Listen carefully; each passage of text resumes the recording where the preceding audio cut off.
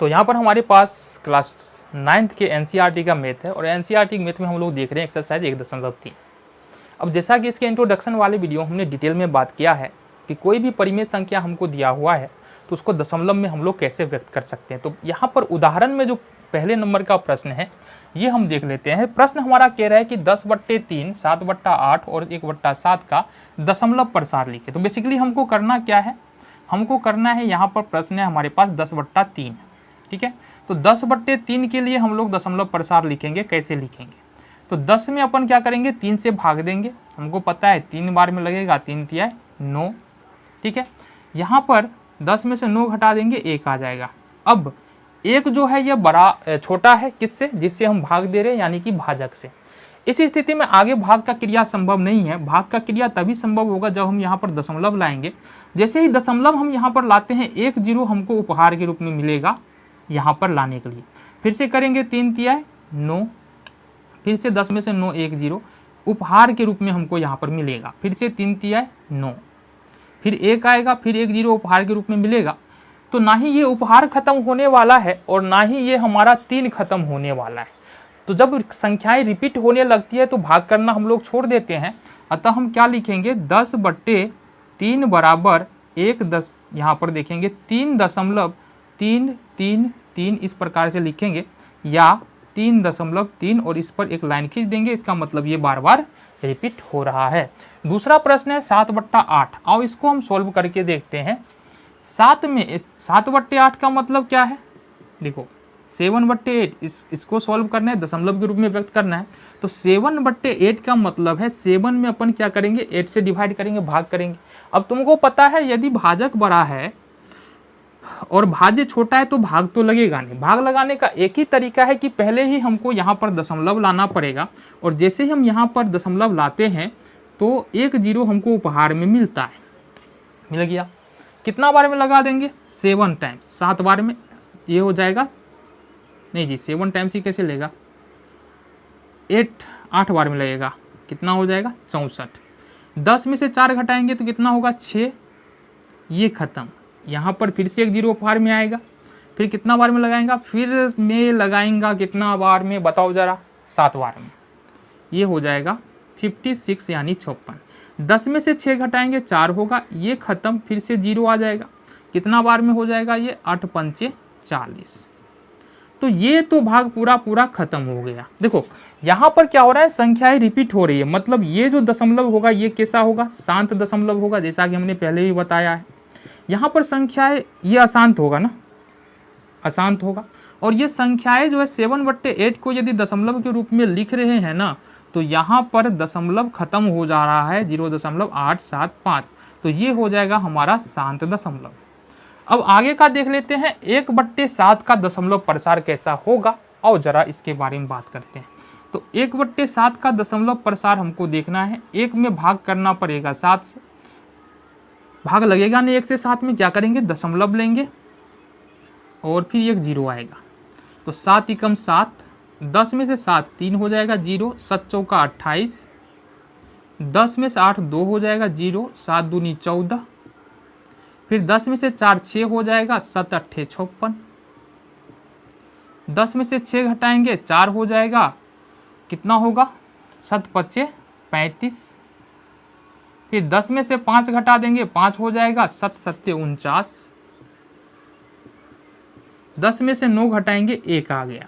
अब देखो यहाँ पर हमने शुरू किया था 1 से, फिर हमारे पास 1 आ रहा है। इसका मतलब क्या होगा, इसके बाद जितने भी नंबर्स आएगा ना वो रिपीट होगा। इसका मतलब फिर से हमारे पास यही नंबर आएगा 1 4 2 8 5 7। इसका मतलब 1/7 का जो दशमलव प्रसार है, 1/7 का जो दशमलव प्रसार है 0.142857 ये रिपीट हो रहा है, ठीक है। तो ये उदाहरण नंबर तुम्हारा 5 था, एक्सरसाइज 1.3 का। आगे का प्रश्न हम लोग देखते हैं। तो हमारे पास यहाँ पर देखेंगे क्लास 9th के मैथ से एक्सरसाइज 1.3 से यहाँ पर प्रश्न कौन सा है, उदाहरण का 6ठा प्रश्न। अब ये प्रश्न क्या कह रहा है और जरा हम देखते हैं। प्रश्न कह रहा है, दिखाए कि 3.142868 एक परिमेय संख्या है, इसे P/Q के रूप में भी व्यक्त करें। देखो यहाँ पर हल देख लेते हैं इसका। तो जो दिया गया संख्या उसको लिखो। सबसे पहले दिया गया संख्या। ये संख्या हमारे पास क्या है, ये संख्या है 3.14267 यह एक शांत दशमलव है। पहली बात, यह एक शांत दशमलव है, जैसा किताब में दिया है तुम्हारी बुक में उसी के अनुसार हम बात कर रहे हैं।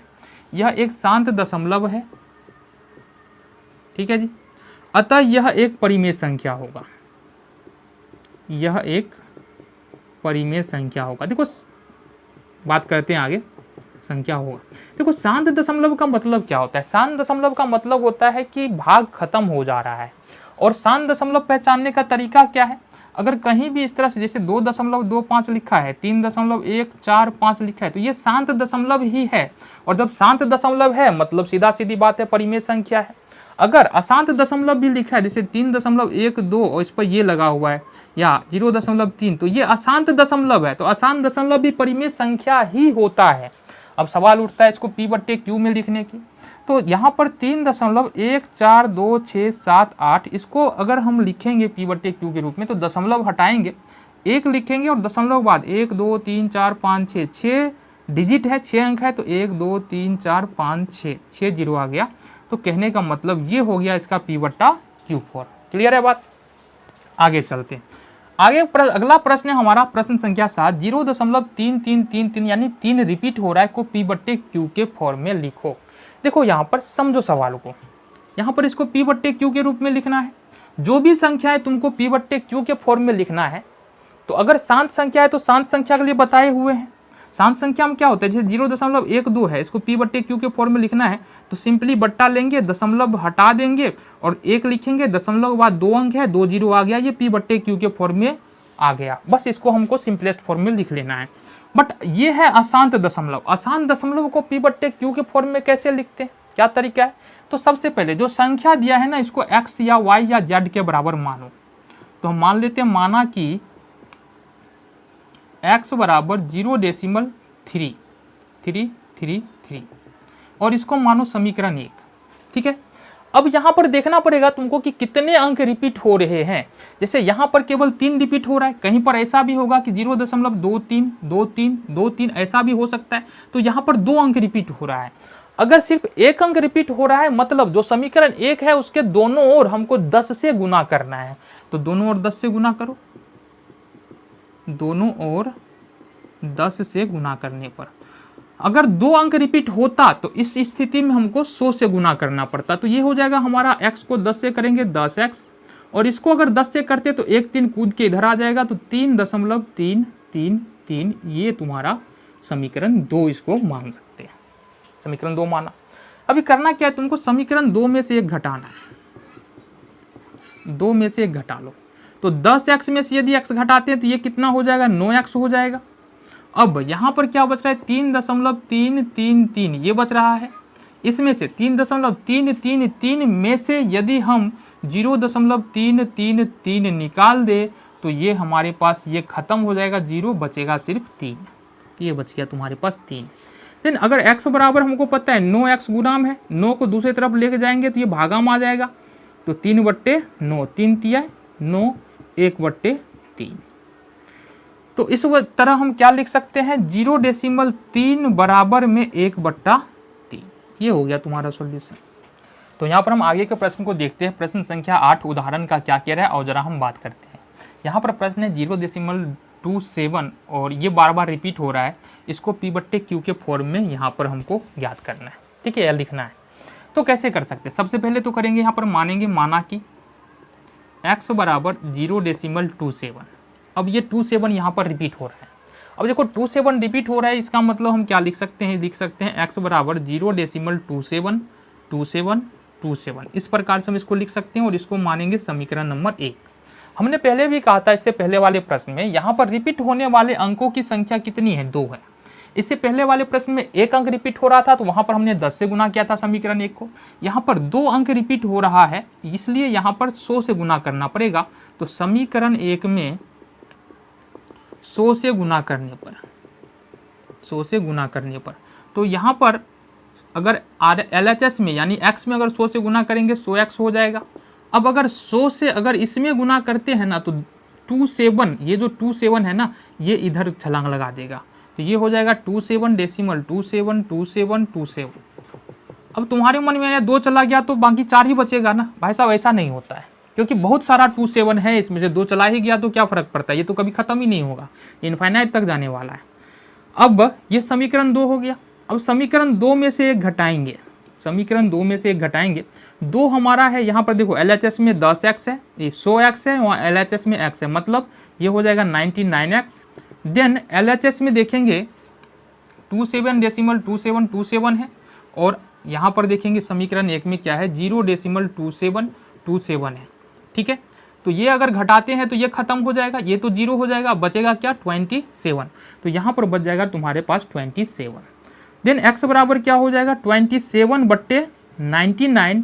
अब इसको हम सिंपलेस्ट फॉर्म में भी ले जा सकते हैं। 3 नम्मा 27, 11 नम्मा 99, मतलब 3/11 तुम्हारा उत्तर, या 27/99 भी लिख सकते हो। अगले प्रश्न की ओर बढ़ जाए। चलो जी, प्रश्न संख्या 9 है, और जरा इसके बारे में बात करें। सेम इसी से मिलता जुलता प्रश्न है, थोड़ा सा अंतर है, क्या अंतर है इसके बारे में हम लोग बात करेंगे।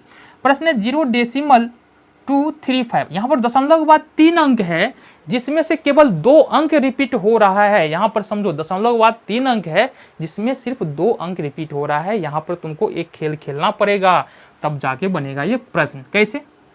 काम तो वहीं से शुरू करेंगे। कैसे? माना कि x बराबर 0.2353535। अब ये तो लिखा हमने, रिपीट हो रहा है तो ये तो लिखा हमने, लेकिन यहां पर हम समीकरण 1 नहीं मानेंगे। सबसे पहले हमको करना क्या पड़ेगा, ये जो 2 है ना, इस 2 को हमको किधर ले जाना पड़ेगा, दूसरे तरफ। और दूसरे तरफ ले जाने का तरीका क्या है, एक अंक रिपीट नहीं हो रहा है, देखना जरा, एक अंक रिपीट नहीं हो रहा है, मतलब 10 से गुना कर देते हैं ना इस इक्वेशन को, तो क्या होगा, ये 2 इस तरफ शिफ्ट हो जाएगा। तो यहां पर क्या करेंगे यार, मान लो ना क्या दिक्कत है, समीकरण 1 में 10 से गुना करने पर तो ये क्या हो जाएगा हमारे पास, 10x बराबर 2.353535। ये समीकरण हमारा 2 हो गया। ठीक है, ये कितना हो गया, समीकरण नंबर 2। अब हम देख क्या रहे हैं, हम देख रहे हैं यहाँ पर अब 2 अंक रिपीट हो रहा है। अब रिपीटिंग वाला यहाँ पर मल्टीप्लाई करो, 2 अंक रिपीट हो रहा है, मतलब समीकरण 2 को हमको कितना से गुना करना पड़ेगा, 100 से। तो समीकरण 2 को 100 से गुना करने पर, तो समीकरण 2 है, 100 से गुना करेंगे तो ये हो जाएगा 10x मतलब 1000x, और इसको अगर 100 से गुना करेंगे तो ये होगा 235.3535। समीकरण 3 हो गया ये। अब समीकरण 3 में से क्या करेंगे, 2 घटाना है, यहीं पर ध्यान रखना। समीकरण 3 माइनस 2।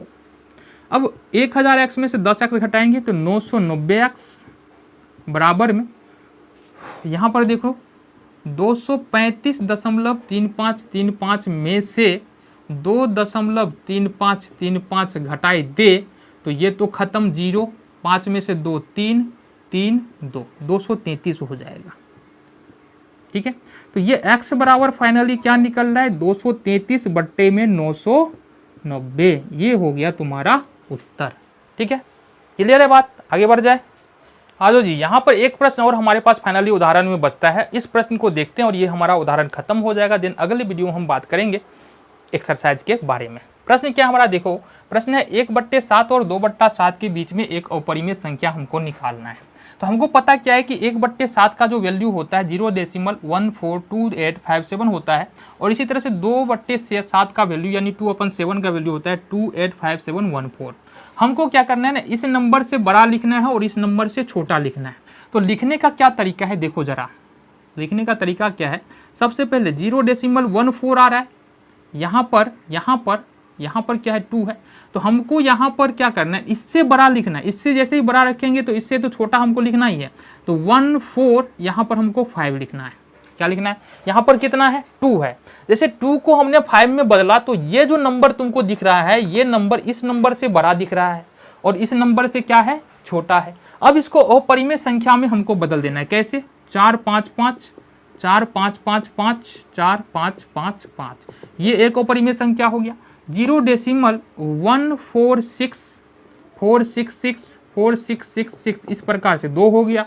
0.147 477 4777 ये 3 अपरिमेय संख्या हो गया। बहुत सारा अपरिमेय संख्या तुम इस प्रकार से लिख सकते हो। मिलते हैं अगले वीडियो में एक्सरसाइज के साथ।